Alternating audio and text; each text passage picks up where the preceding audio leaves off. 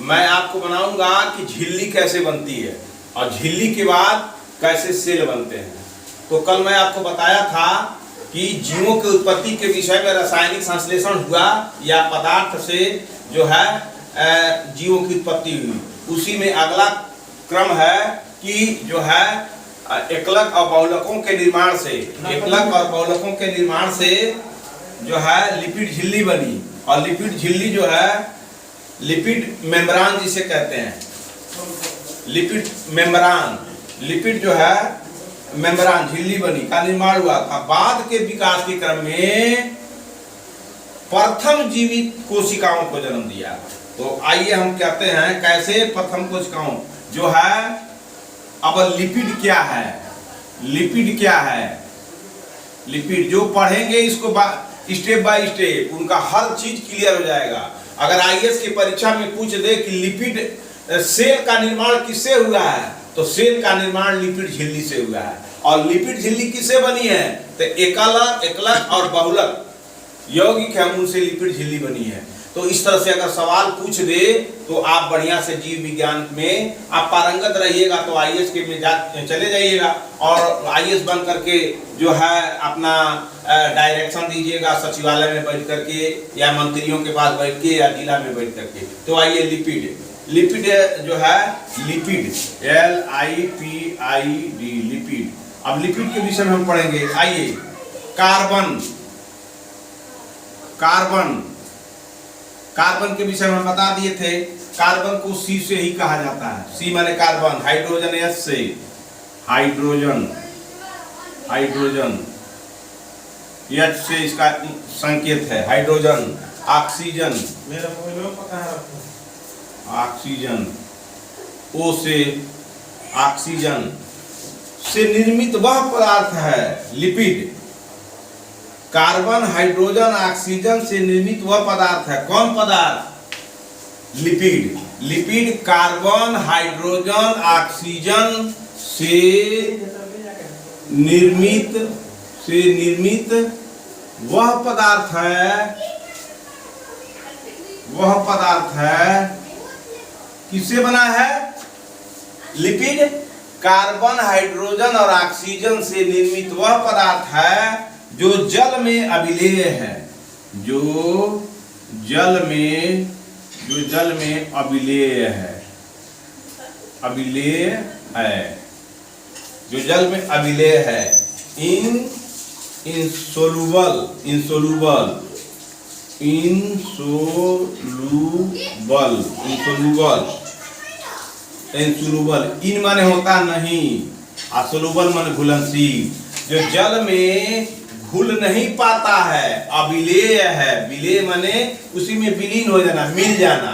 आयो माने नहीं, जो जल में अविलेय है। तो कार्बन का सवाल पूछ दे, क्या कार्बन जल में घुल जाता है, तो नहीं। हाइड्रोजन जल में घुल जाता है, तो नहीं। ऑक्सीजन जल में घुल जाता है, तो नहीं। तो कार्बन, हाइड्रोजन, ऑक्सीजन से निर्मित वह पदार्थ है जो कार्बन, हाइड्रोजन, ऑक्सीजन तीन चीज का जब यौगिक बनेगा तो उससे झिल्ली बनेगी। यह झिल्ली जल में अभिलेय है, इंसोल्यूबल है, जल में अभिलेय है, अर्थात अघुलनशील है, अर्थात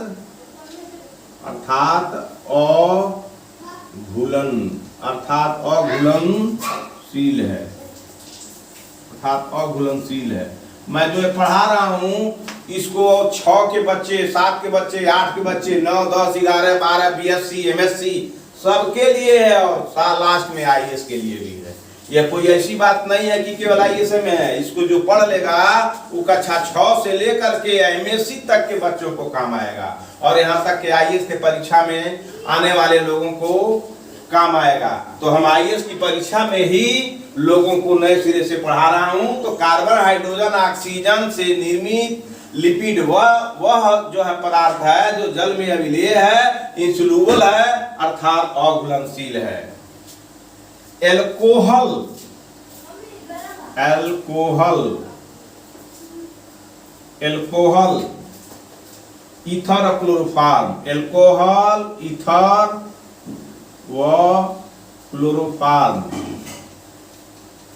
क्लोरोफॉर्म क्लोरोफॉर्म में विलेय है, में विलेय है, में विलेय है, में विलेय है, सोलूबल है, सोलूबल है, सोलूबल है। किसमें है ये झिल्ली, किसमें और मानो घुल जाती है, किसमें नहीं घुलती है। अगर पूछ दिया जाए लिपिड, लिपिड जो है आपको लिपिड जो है वो झिल्ली जो है वह किसमें घुलनशील है, किसमें घुलती है, किसमें नहीं, तो ये लिपिड झिल्ली कार्बन, हाइड्रोजन, ऑक्सीजन से निर्मित वह पदार्थ है जो जल में अभिलेय है, इनसोल्यूबल है अर्थात अघुलनशील है। लेकिन अल्कोहल जो शराब है और ईथर है, क्लोरोफॉर्म है, तीन चीज है, तीन चीज में घुल जाती है। तो आइए आगे बढ़ते हैं। लिपिड सजीव कोशिकाओं का महत्वपूर्ण तत्व है। लिपिड जो है, लिपिड सजीव कोशिकाओं का, सजीव कोशिकाओं का, सजीव कोशिकाओं का, लिपिड सजीव कोशिकाओं का जो है महत्वपूर्ण तत्व है। लिपिड सजीव कोशिकाओं का महत्वपूर्ण तत्व है, महत्वपूर्ण तत्व है, महत्वपूर्ण तत्व है। यानी कहने का मतलब यह है अगर झिल्ली न बने तो कोशिका का भी निर्माण नहीं हो सकता। यानी कोशिका का निर्माण झिल्ली से, लिपिड झिल्ली से ही होता है, इसलिए इसको जानना जरूरी है, लिपिड झिल्ली। ठीक है। लिपिड्स के अंतर्गत अब क्या क्या आते हैं? लिपिड्स के अंतर्गत, लिपिड पहले तो कार्बन, हाइड्रोजन, ऑक्सीजन से मिलकर जो पदार्थ बना है उसे लिपिड कहते हैं। कार्बन, हाइड्रोजन, ऑक्सीजन से निर्मित वह पदार्थ जो कार्बन, हाइड्रोजन, ऑक्सीजन से निर्मित वह पदार्थ है जो जल में अभिलेय है, इनसोल्यूबल है अर्थात अघुलनशील है। अल्कोहल, ईथर, क्लोरोफॉर्म में विलेय है, सोल्यूबल है। लेकिन लिपिड सजीव कोशिकाओं का महत्वपूर्ण तत्व है। ठीक है। तो ये आप जान गए। कोशिका किससे बनती है? जब तत्व ही हो गया लिपिड तो किससे बनती है कोशिका? लिपिड से। अब आइए लिपिड्स के अंतर्गत, लिपिड के अंतर्गत वसीय अम्ल, लिपिड के अंतर्गत वसीय अम्ल, फैटी एसिड,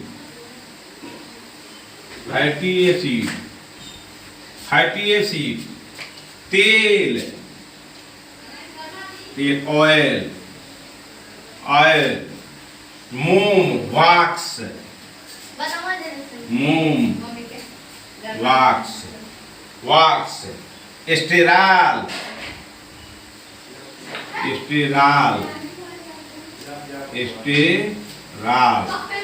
स्टेरॉल, एवं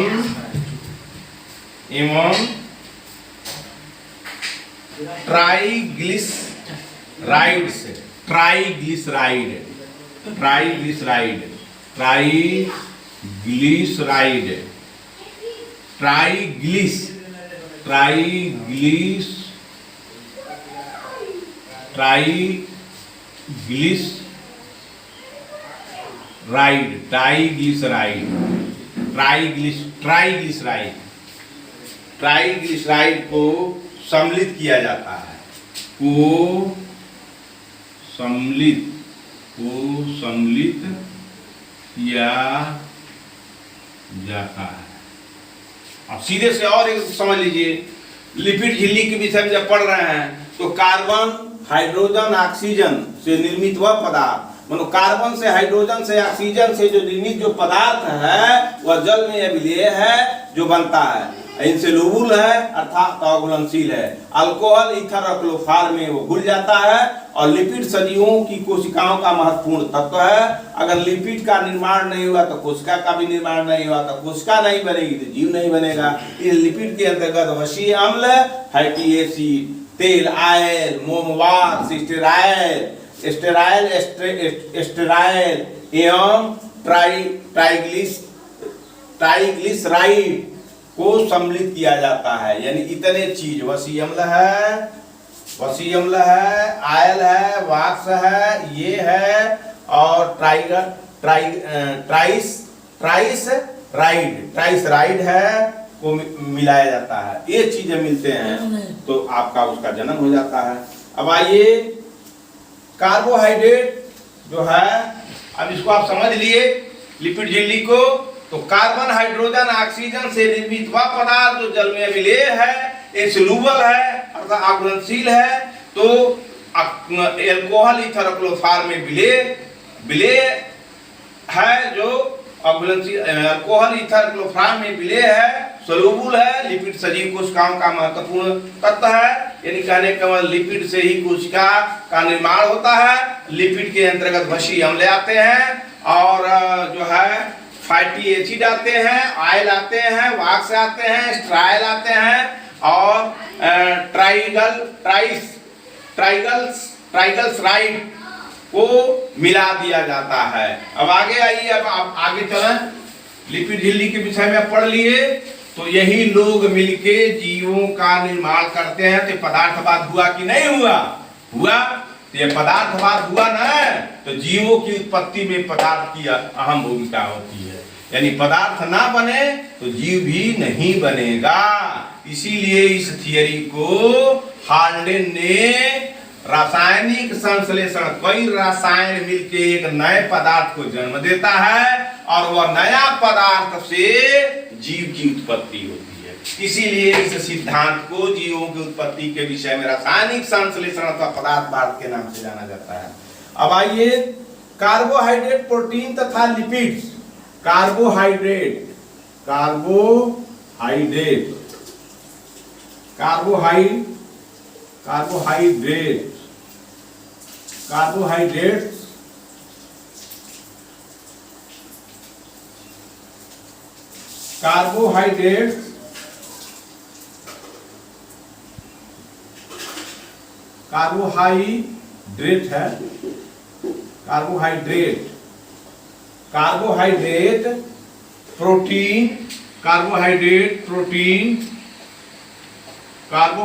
प्रोटीन तथा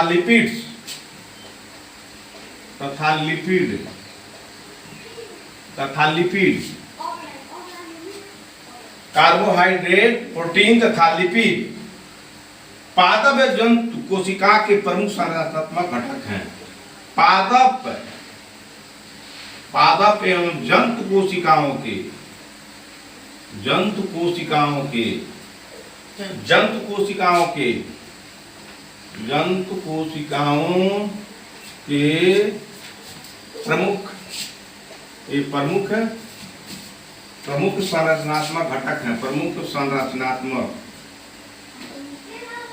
प्रमुख संरचनात्मक घटक हैं। प्रमुख संरचनात्मक घटक है। स्ट्रक्चर कंपोनेंट है।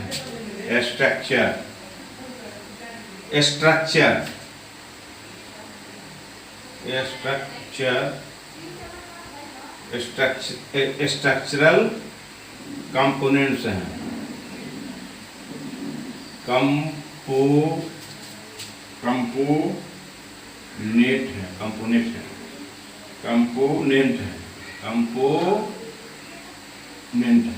कंपोनेंट है, पूरक है। कंपोनेंट माने पूरक है, माने पूरा करते हैं। स्ट्रक्चर को, ढांचा को यही बनाते हैं। कौन बनाते हैं? कार्बोहाइड्रेट, प्रोटीन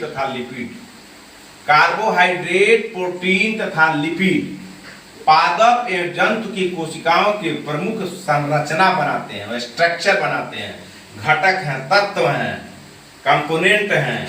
अगर ये कार्बोहाइड्रेट एक पदार्थ हुआ, प्रोटीन भी पदार्थ हुआ, और लिपिड भी एक पदार्थ बन गया। अगर कार्बोहाइड्रेट नहीं बनता, प्रोटीन नहीं बनता, लिपिड नहीं बनता, तो न पादप एवं जंतु किसी की कोशिका का निर्माण नहीं होता। इसलिए आपको यहाँ तक बताएं।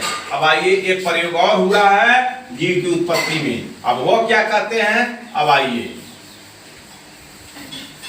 आपको बताते हैं। और इसको आप लिखते रहिए, पढ़ते रहिए, तब जाके आपके दिमाग में आएगा, समझना है। अब आइए मिलर ऊरे के प्रयोग। एक मिलर ऊरे के प्रयोग। मीलर ऊरे के प्रयोग, मीलर ऊरे के प्रयोग। वर्ष 1953 में, वर्ष 1953 में हेराल्ड ऊरे, हेराल्ड ऊरे, वर्ष 1953 में हेराल्ड ऊरे तथा उनके शिष्य स्टाइनले मीलर, मीलर ऊरे तथा उनके शिष्य, तथा उनके शिष्य, तथा उनके शिष्य स्टाइनले मीलर, स्टाइनले, स्टाइनले मीलर, स्टाइनले मीलर, स्टाइनले मीलर ने Oparin Haldane, Oparin Haldane, Oparin Haldane, Oparin Haldane संकल्पना के परीक्षण के लिए जो संकल्पना दिए थे, ओपेरिन हाल्डेन संकल्पना, संकल्पना के परीक्षण के लिए, संकल्पना के परीक्षण के लिए, संकल्पना के परीक्षण में गुण और दोष, क्या क्या गुण थे, क्या क्या दोष थे। तो संकल्पना के परीक्षण के लिए कुछ प्रयोग किए, कुछ प्रयोग किए, कुछ प्रयोग किए। क्या प्रयोग किए? उन्होंने फ्लास्क में जल लिया, उन्होंने ऊरे और मिलर ने, उन्होंने फ्लास्क में, फ्लास्क में जल, जल मीथेन, जल मीथेन, जल मीथेन, अमोनिया, अमोनिया, जल मीथेन, अमोनिया, हाइड्रोजन गैस लेकर, हाइड्रोजन, हाइड्रोजन गैस लेकर, हाइड्रोजन गैस लेकर, हाइड्रोजन गैस लेकर पृथ्वी के प्रारंभिक वातावरण के समान, पृथ्वी के प्रारंभिक, पृथ्वी के प्रारंभिक वातावरण के समान, पृथ्वी के प्रारंभिक वातावरण के समान स्थितियां उत्पन्न की, स्थितियां उत्पन्न की, उत्पन्न की तथा उसमें विद्युत धारा के लगातार प्रवाह से, तथा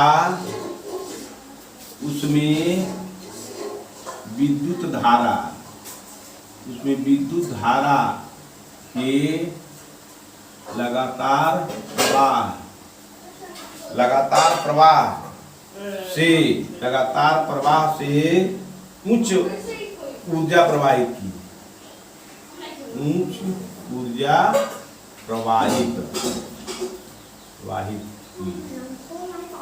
तो अब मीलर और ऊरे, तो ऊरे का शिष्य जो मीलर था के प्रयोग से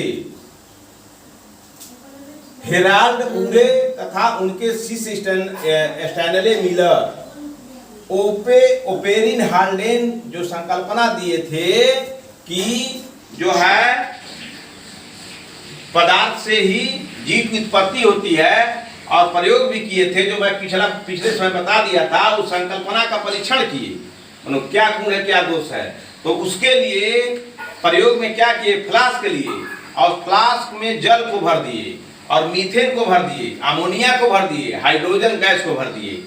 अब उस फ्लास्क को एक पृथ्वी मान लिए और पृथ्वी के प्रारंभिक वातावरण के समान स्थिति उत्पन्न हो गई, तथा उसमें क्या किए, फ्लास्कवा को नीचे से एक आग जला दिए, फ्लास्क को आग जला दिए और आग उसके विद्युत धारा के लगातार प्रवाह से, विद्युत धारा इलेक्ट्रिक उसमें लगा दिए और धारा प्रवाहित होने लगा उस फ्लास्क में, और ऊर्जा उसमें प्रवाहित होने लगी। तब आगे क्या हुआ, हेराल्ड ऊरे और मिलर के द्वारा फ्लास्क में जल, मीथेन, अमोनिया, हाइड्रोजन गैस भर करके पृथ्वी के प्रारंभिक वातावरण के समान उनमें कंडीशन मतलब इन्वायरमेंट उत्पन्न किया गया। उस फ्लास्क का इन्वायरमेंट उत्पन्न किया गया और तथा उसमें विद्युत धारा को लगा दिया गया, हाई टेम्परेचर हो गया।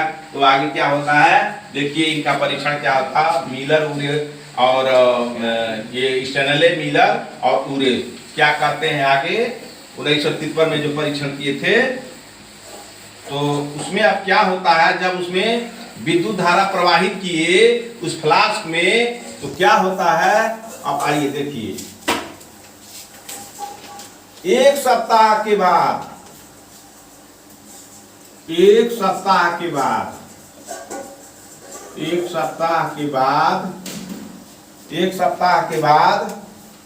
मिलर ने पाया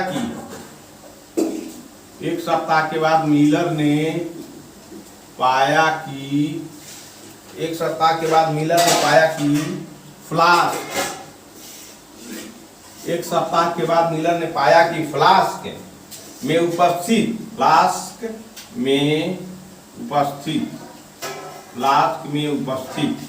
फ्लास्क में उपस्थित अधिकांश अमोनिया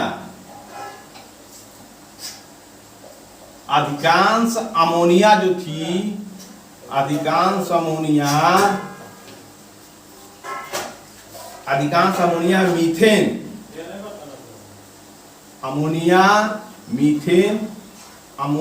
मीथेन, अधिकांश अमोनिया एवं मीथेन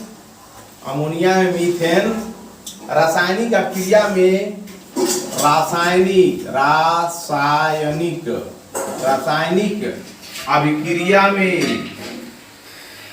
अभिक्रिया में खर्च की जा चुकी थी। मतलब फ्लास्क में तो जल भी था, अमोनिया भी था, मीथेन था, और जब इलेक्ट्रिक लगाया गया, हाई टेम्परेचर दिया गया 100 जो है सेल्सियस पर उसको गरमाया गया, तो रासायनिक अभिक्रिया हुई। एक सप्ताह के बाद वो देखा कि रासायनिक अभिक्रिया में जितना अमोनिया और मीथेन सब खर्च की जा चुकी है, जिसके परिणाम स्वरूप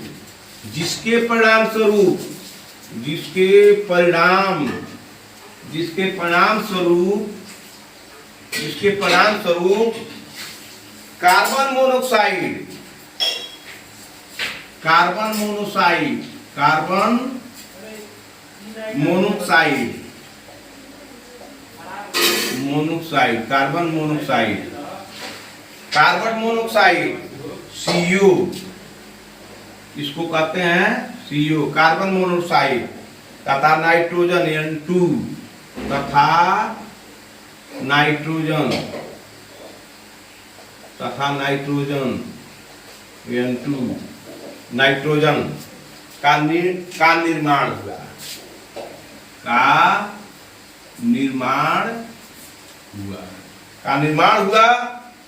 एवं जल में एक गहरे रंग के पदार्थ एकत्रण हो गया था, एवं जल में एक नीले रंग का पदार्थ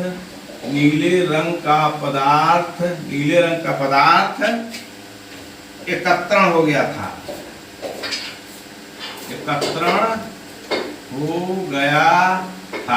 यानी मिलर और उरे ने प्रयोग किया, तो फ्लास्क लिया और फ्लास्क में जो है जल डाला, अमोनिया डाला, मीथेन डाला और बहुत हाई टेम्परेचर उसमें इलेक्ट्रिक से लगा दिया। और एक सप्ताह के बाद देखा, तो एक सप्ताह के बाद मिलर ने पाया कि फ्लास्क में उपस्थित अधिक से अधिक अमोनिया और मीथेन रासायनिक अभिक्रिया जब हुई आपस में, तो खर्च हो गया था, रासायनिक अभिक्रिया में खर्च हो गया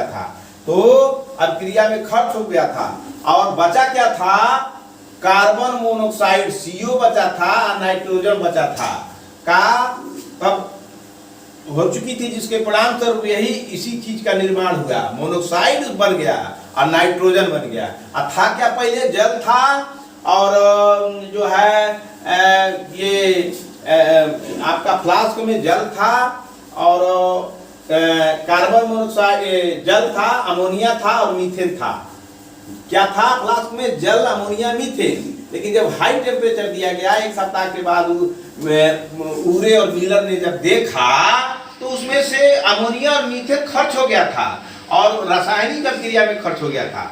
तो बचा क्या उसमें, जब रासायनिक प्रक्रिया में खर्च हो गया था तो निर्माण की चीज का हो गया, मोनोक्साइड CO और नाइट्रोजन का निर्माण हुआ। ये जल जब ये मोनोक्साइड और नाइट्रोजन जब का निर्माण हो गया, जन्म हो गया, तब उस जल में एक नीले रंग का पदार्थ एकत्र हो गया, जम गया उस फ्लास्क में। नीले रंग का पदार्थ फ्लास्क में जम गया। तो आगे क्या हुआ,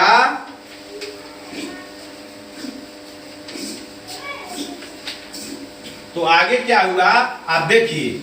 मनो मिलर और यूरे ने एक फ्लास्क बनाया और फ्लास्क में पानी भर दिया और उसमें अमोनिया गैस भर दिया, मीथेन भर दिया, उसको टेम्परेचर 100 डिग्री सेल्सियस पर गरमाया। एक सप्ताह के बाद देखा तो अमोनिया मीथेन रासायनिक अभिक्रिया जब हुई तो खर्च हो गया था। खर्च हुआ तो गया कहाँ, तो उसको बना दिया जो है मोनोक्साइड और नाइट्रोजन। और जब ये बन गया तो जल के, तो उस फ्लास्कवा में नीले रंग के जल का एक नीले रंग का एक पदार्थ एकत्रण हो गया, मतलब जमा हो गया। तो वो पहचान में नहीं आ रहा था। तो अब आगे क्या हुआ, जब इसका प्रयोग किए मिलर यूरे ने तो 1953 में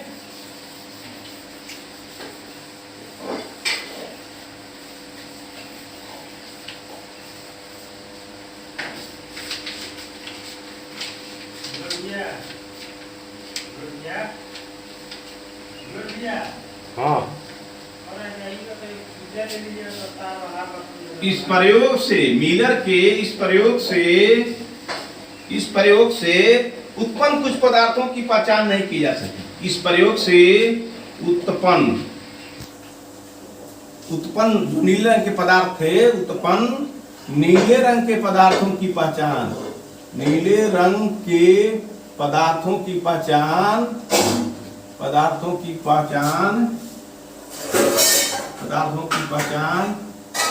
नहीं की जा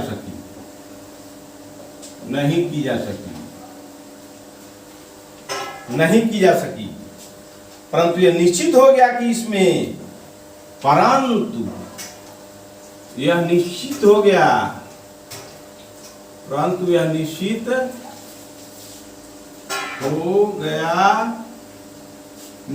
गया कि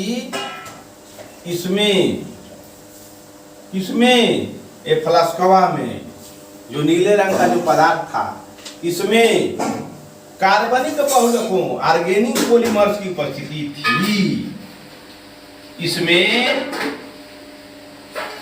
इसमें कार्बनिक बहुलकों,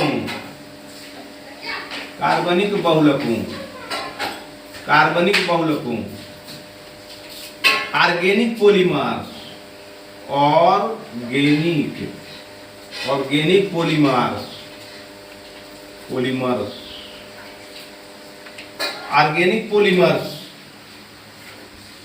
ऑर्गेनिक पॉलीमर्स, की उपस्थिति थी। तब ये यूरे और मिलर ने जो फ्लास्क में पानी, अमोनिया, मीथेन डाला और आग लगा दिया, हाई टेम्परेचर हो गया। एक सप्ताह के बाद खोला तो उसमें देखा मीथेन और अमोनिया रासायनिक अभिक्रिया में खर्च हो जा चुकी। तो होने के बाद जो है रासायनिक अभिक्रिया जब खर्च हो जा चुकी तो उसमें आपको केवल जो है कार्बन मोनोक्साइड और नाइट्रोजन ही बचा। और कार्बन और नाइट्रोजन जब बन गया तो उन कार्बन मोनोक्साइड और नाइट्रोजन जब उसमें बचा, पता लगा लिया गया तो उसमें देखा गया कि एक हरे रंग का पदार्थ एकत्रित हो गया। तो उसको पहचाना नहीं जा सका। तो इस निर्णय पर पहुंचा गया कि इसमें कार्बनिक बहुलकों, ऑर्गेनिक पॉलीमर्स की उपस्थिति थी, तभी ऐसा हुआ है। ऑर्गेनिक पॉलीमर्स की उपस्थिति प्रेजेंटेशन था। तो इसको याद करना है कि अगर पृथ्वी पर इसी तरह से पृथ्वी को एक फ्लास्क मान लिया जाए, इसमें जल रहे, इसमें अमोनिया रहे, इसमें मीथेन रहे, अब बहुत हीट हो जाएगा तो कार्बन मोनोक्साइड और नाइट्रोजन बनेगा। और कार्बन मोनोक्साइड नाइट्रोजन बनेगा तो उसके बाद एक हरित शैवाल बनेंगे, और हरित शैवाल तभी बनेंगे जब उसमें कार्बनिक बहुलकों की उपस्थिति रहेगी। तो आप देखिए जीव की उत्पत्ति में पदार्थवाद का योगदान है कि नहीं है। पहले हरित शैवाल बने, उसके बाद कार्बनिक बहुलकों ऑर्गेनिक पॉलीमर्स बने, उसके बाद में जीव की उत्पत्ति हुई। तो पदार्थ से हो रहा है। तो इस सिद्धांत को जीवों की उत्पत्ति के विषय में रासायनिक संश्लेषण हुआ और पदार्थ का जन्म हुआ, और पदार्थ से जीव की उत्पत्ति हुई। इसीलिए इस सिद्धांत को जीव की उत्पत्ति का पदार्थवाद या रासायनिक संश्लेषण सिद्धांत कहते हैं।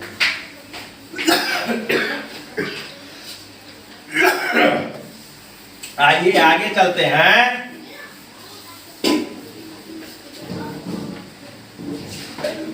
अब आगे चलते हैं कि जली विलयन का परीक्षण करने पर जब जली विलयन हो गया, जली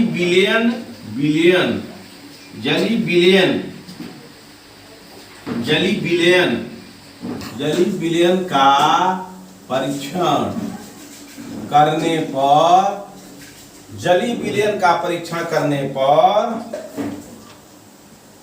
जली विलयन का परीक्षण करने पर यह पाया गया जब जली विलयन हो गया, जल खुल गया, जली विलयन का परीक्षण पाया गया कि इसमें विभिन्न, जली विलयन का परीक्षण करने पाया गया कि इसमें विभिन्न, जली विलयन का परीक्षण करने पर पाया गया कि इसमें विभिन्न अमीनो अम्ल,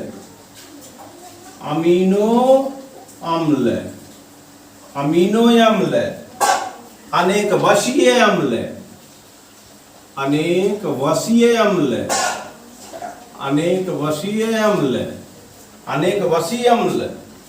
हाइड्रॉक्सी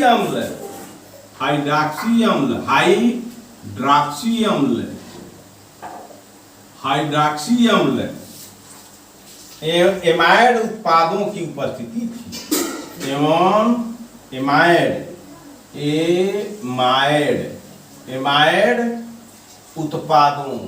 एमाइड उत्पादों की उपस्थिति थी।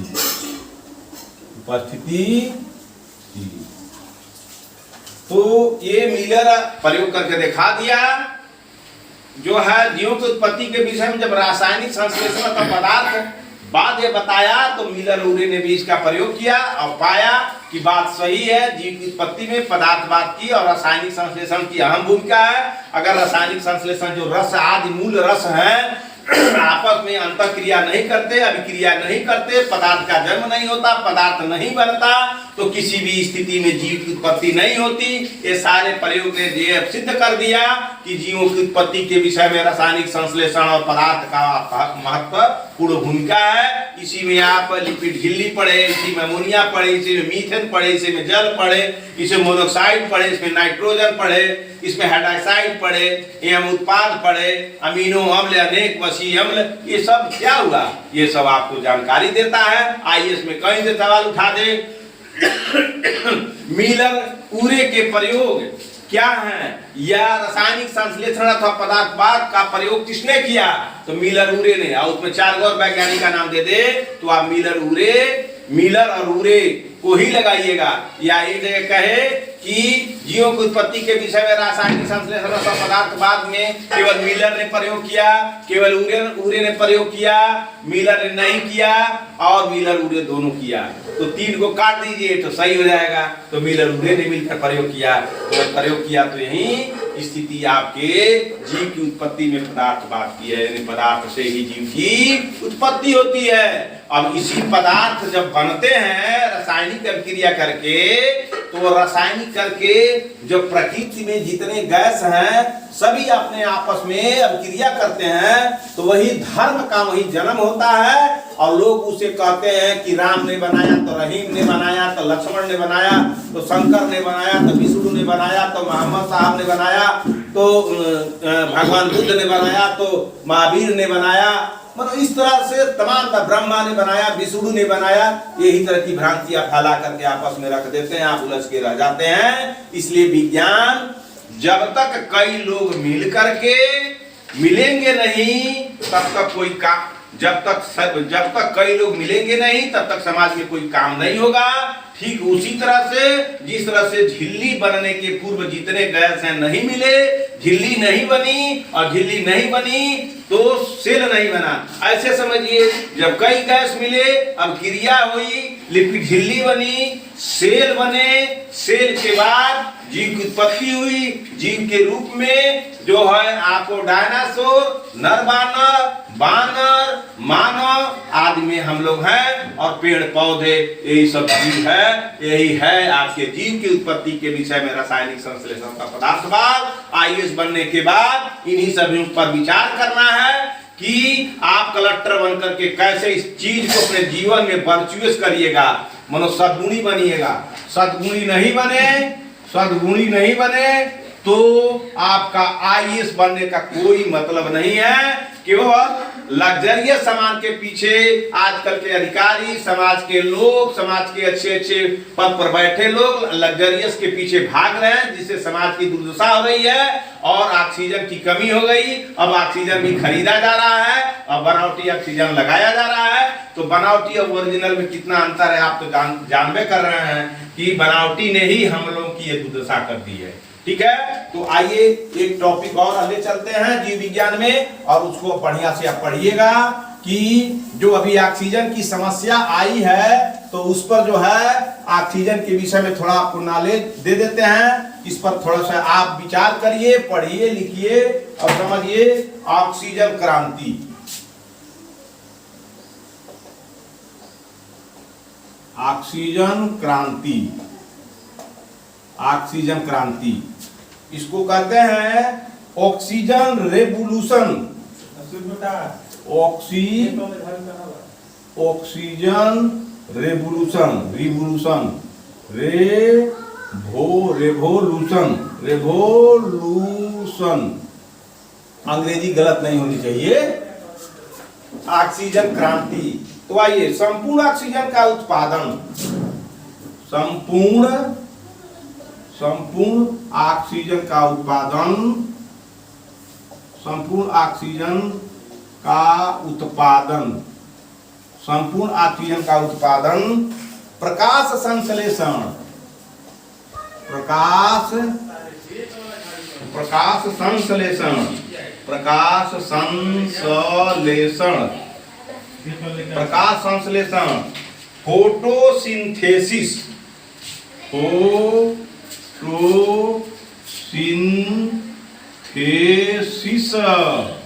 फोटोसिंथेसिस करने वाले जीवों के द्वारा ही किया जाता है। फोटोसिंथेसिस करने वाले जीवों के द्वारा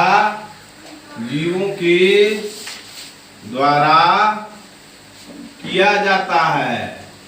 याद रखिएगा, संपूर्ण ऑक्सीजन का उत्पादन और पैदाइशी ऑक्सीजन कैसे जन्म लेगा? तो प्रकाश संश्लेषण, photosynthesis, thesis, synthesis, antithesis. Marks भी कहा है, थेसिस, थीसिस,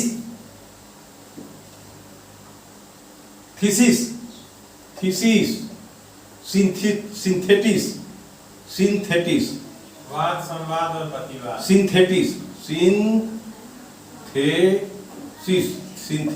एंटीथेसिस, प्रतिवाद। हाँ, एंटीथेसिस,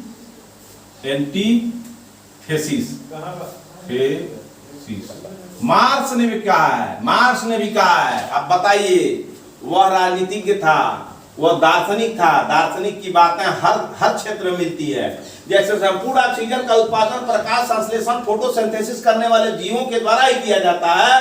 तो अब जानिए मार्क्स की फिलॉसफी कहाँ फेल है? थेसिस, पहले थेसिस होती है, पहले कोई विचार आता है, विचार के बाद उसका विरोध होता है, विचार के बाद दो विचार, एक और विचार पैदा होते हैं, दोनों विचारों में टक्कर होता है, यानी अब क्रिया होती है, विचारों की अब क्रिया होती है, तब एंटीथेसिस बनता है। तो वही वाद हो गया, संवाद हो गया और प्रतिवाद हो गया। तो इसको वाद कहते हैं, इसको संवाद कहते हैं और इसको प्रतिवाद कहते हैं। यही चीज विज्ञान में भी है। संपूर्ण ऑक्सीजन का उत्पादन प्रकाश संश्लेषण, तो एक प्रकाश संश्लेषण तो क्या हुआ, एक प्रकाश है, एक जीव है। तो प्रकाश को जीव खींचता है, लेता है, छोड़ता है। तो वहां तीसरा एंटी प्रतिवाद क्या होता है, ऑक्सीजन होता है। यही बात तो है यहाँ, केवल समझने की चीज है। तो संपूर्ण ऑक्सीजन का उत्पादन प्रकाश संश्लेषण फोटोसिंथेसिस करने वाले जीवों द्वारा किया जाता है। ऑक्सीजन का उत्पादन फोटोसिंथेसिस करने वाले जीवों के द्वारा किया जाता है। तो उसमें क्या है, जीव की उत्पत्ति है विकास के लंबे कालखंड में। जीव की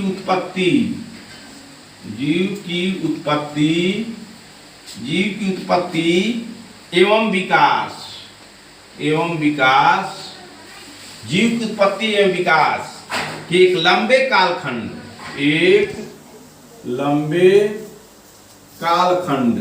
काल माने समय, काल माने समय, टाइम, मानो 15,000 करोड़ बरस, 15 लाख करोड़ बरस, ये लंबा काल न हुआ, इसको काल कहा जाता, लंबे काल। उत्पत्ति एवं विकास एक लंबे कालखंड में प्रकाश संश्लेषी जीवों के द्वारा, प्रकाश संश्लेषी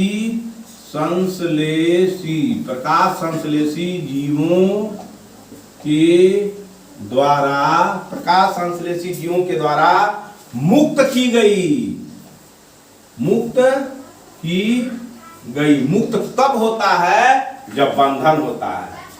मुक्त का उल्टा क्या हुआ, बंधन। यानी पहले ऑक्सीजन बांधा हुआ था, मुक्त नहीं था, तो मुक्त की गई। ऑक्सीजन से संपूर्ण वातावरण, ऑक्सीजन से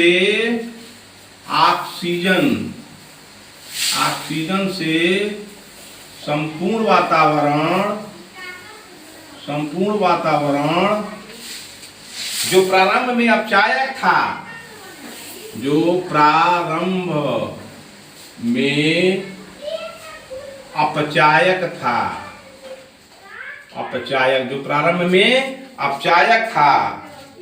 ऑक्सीकारक बन गया।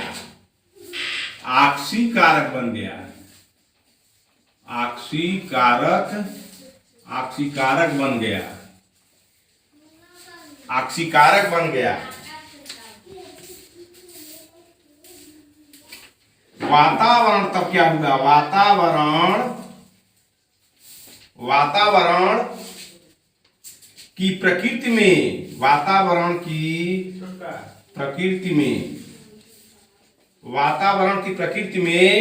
ऑक्सीजन के द्वारा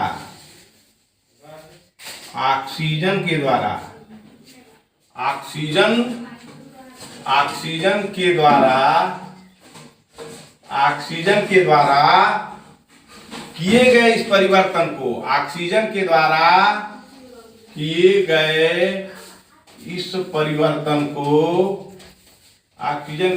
गए इस परिवर्तन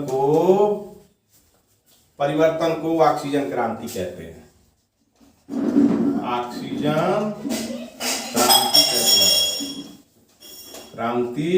कहते हैं।